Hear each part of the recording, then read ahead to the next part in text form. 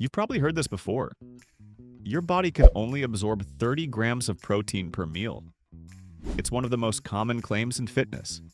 But new research, led by Jorn Tromelin and colleagues, is challenging that idea, showing that your body can use far more protein from a single meal than most people think. For years, research suggested that 20 to 40 grams of protein per serving was the sweet spot for maximizing muscle protein synthesis.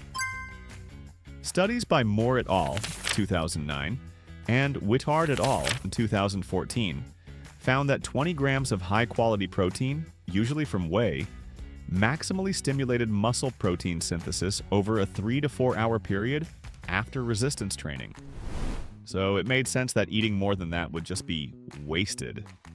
But here's the catch. Those studies only measured protein synthesis for a short window, typically 4 to 6 hours after a meal.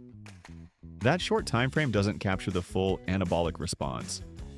Protein digestion and absorption take time, especially with whole food sources or larger doses.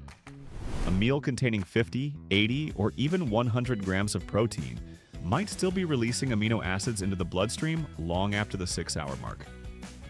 So what happens if we look at a longer window of time? That's exactly what Tromelin and colleagues set out to investigate in their 2023 study, published in the Journal of Physiology. They recruited healthy young men and had them perform a resistance training session. Afterward, participants consumed either 0 grams, 25 grams, or 100 grams of milk protein isolate. Then, instead of tracking muscle protein synthesis for just a few hours, the researchers monitored it for 12 hours straight. The results were fascinating. Muscle protein synthesis rates were significantly higher after consuming 100 grams of protein compared to both 25 grams and 0 grams. Even after 12 hours, amino acids from that large protein meal were still being digested and absorbed, meaning the body was still using that protein for muscle building. Whole body protein net balance, basically how much protein your body keeps versus breaks down, was also far better in the 100-gram condition. So not only was more protein used, it was used over a longer time frame. This challenges the old idea that you can only use a certain amount of protein per meal.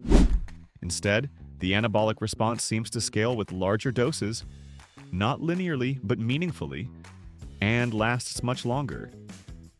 The practical takeaway? If you eat a large, high-protein meal, your body doesn't just waste the extra.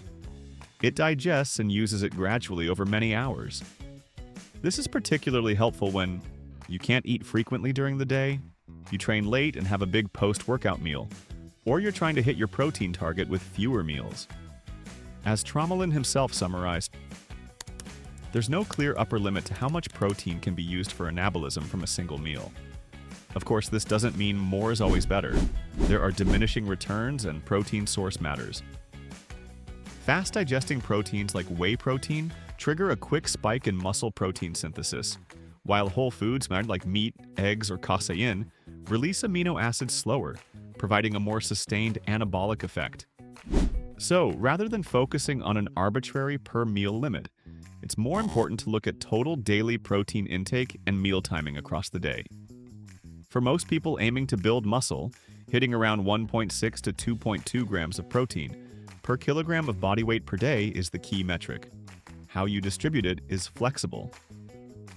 To summarize, older studies only tracked short-term responses, for example, 4 to 6 hours, whereas Tromelin's 2023 study extended that window to 12 hours, showing that larger protein meals sustain an anabolic response for much longer.